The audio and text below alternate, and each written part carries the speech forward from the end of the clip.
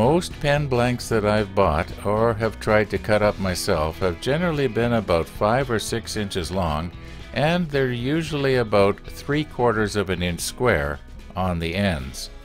Now let's pretend we're looking at a pen blank from the end, and it's got a few cracks in it and maybe a couple of voids because it's a very punky piece of wood that I cut up or found myself. Now let's surround our little punky piece of wood with normal atmospheric room pressure here, which is about 15 pounds per square inch. Okay, so now I'm going to remove all that air in my vacuum chamber, and hopefully, if the wood is porous enough, even the voids in the center of the wood will end up with no air. In other words, there's nothing there.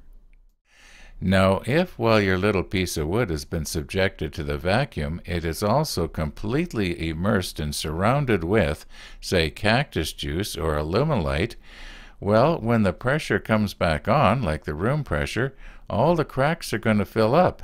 Not necessarily the little voids, though.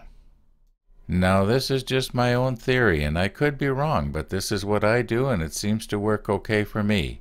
After I'm all through with the vacuum, I'll take it and I'll put it into a high-pressure pot, like 125 or more pounds per square inch.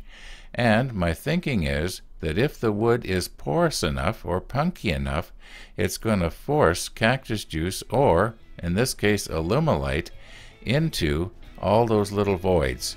Well, most of them anyway.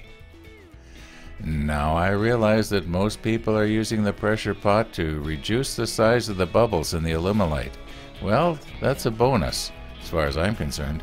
Yeah, it does that too. And I want to mention here, if you're using a pressure pot that is made from a paint sprayer, do not be going up to 125 pounds. Find out what the maximum recommended pressure is, and do not exceed that. If you go up to 125 pounds on a paint sprayer pot, you're probably going to blow the lid off, and probably your head along with it.